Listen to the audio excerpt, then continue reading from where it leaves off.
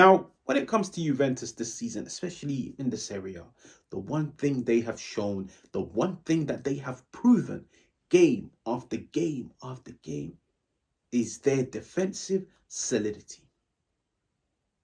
Defensively, the foundation of Thiago Motta's team is strong.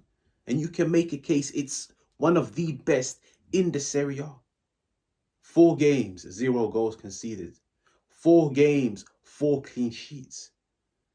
4 games, they haven't really been tested at the back. And when they have, they've come out on top. And I'm here to speak about the captain. One player where if it wasn't for him, on the 94th minute, Juventus might have tasted their first defeat of the season, but it was a powerhouse of a display by the Juventus captain, Gatti. Like, let's just look at his numbers to familiarize ourselves. 72 out of 75 passes. That's a 96% pass accuracy. What does that tell us? It tells us that in build-up, he's calm, he's composed. He helps the team retain the ball. He helps the team progress the ball higher up the field. 12 out of 15 duels won. It means no matter what you throw at him, and Empoli threw at him, whether it was on the ground or in the air, the majority of the times, Gatti came out on top. It reminded me of the good old Bonucci, Barzagli, Chiellini days. 4 tackles, 2 blocked shots, and we will definitely talk about the goal-saving block on the 94th minute, but 2 blocked shots, and most importantly, 4 out of 4 clean sheets. Now, let's just look at the goal-saving block. Now, you can clearly see in this area of the field with 1 minute to go, Juventus have fought hard. This was now a period of the game where Juventus had committed so many bodies forward, trying to win the game. The game after the substitutions that Thiago Motta gave, it became end-to-end. Juventus started to push more bodies forward. And I'm looking at Gatti in this situation, and I'm thinking, physically, you must be drained. Mentally, you must be drained. But the thing I love about it the most, and there's a reason why I've labelled it as high risk, high reward. Gatti is the deepest of the Juventus players. Now, he knows there is a player charging in on the right-hand side, but there's also a player behind me. Now, how many times in this situation have you seen the defender stick to the man in the box, just in case they try to make a pass across a goal? This is confidence. This is bravery. The arts of defending. It comes from the Italian school of game, the arts of defending, where he told himself, I'm going to take ownership. I'm going to charge at the player on the ball, and I'm going to make sure I get the ball. I'm going to make sure no shot, no pass comes out of it. It's bravery.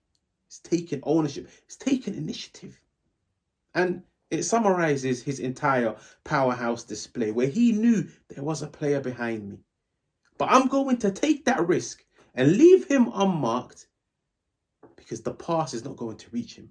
The shot is not going to go on goal. And it was an amazing block. But Juventus, that's back-to-back draws. Back-to-back games with 0 goals. Why? Should Juventus fans around the world be worried? No. A team is built from the back.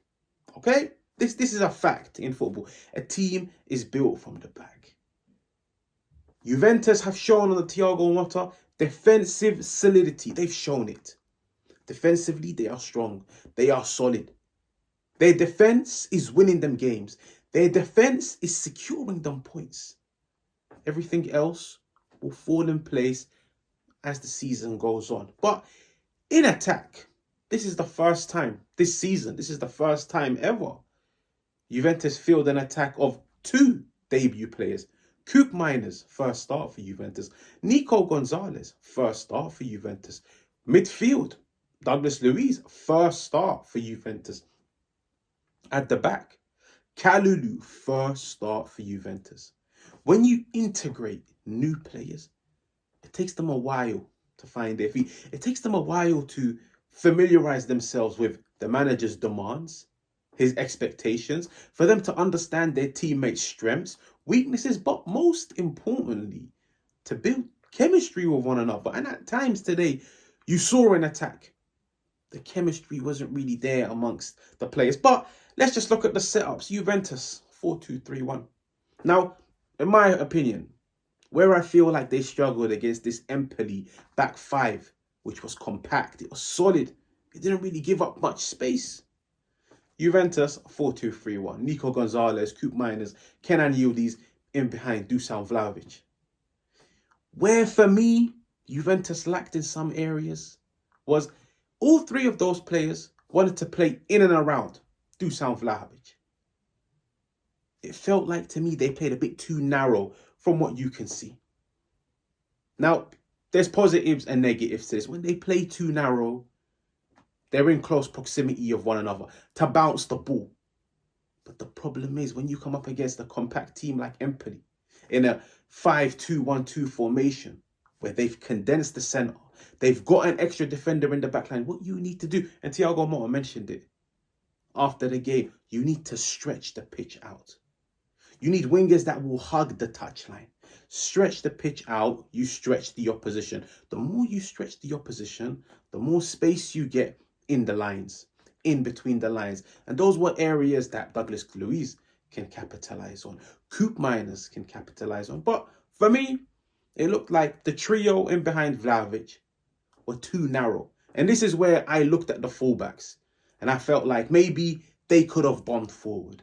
Maybe they could have joined in the attack to provide that width to occupy the Empoli defenders. Because to me, Cambiasso, one of the best fullbacks in the Serie A, I only really saw him get involved in the game in the last 10 minutes. When Juventus started to go for the goal, the last 10 minutes is when I really saw Cambiasso. Kalulu, amazing defensive performance, but didn't really offer much offensively. When you come up against a compact team, stretch the pitch out. If your attacking players want to play narrow, the width has to be occupied by the fullbacks. And for me, that's where I felt like Juventus struggled a lot. But like I said, this is a transitional year. This is a year where it's a new project, it's a new team. It's going to take a while for players to familiarize themselves with one another. But most importantly, and this is the positive for all Juventus fans, the team is heading in the right direction. Why? Because the primary focus should always be to make your team defensively solid. A defensive foundation will win you games, it will keep you in games, and it will bail you out on days where things don't go in your favour. But having said that, Juventus draw 0-0 against Empoli. If you're new, make sure to subscribe. Make sure to let me know what you think. And I will catch you guys on another one.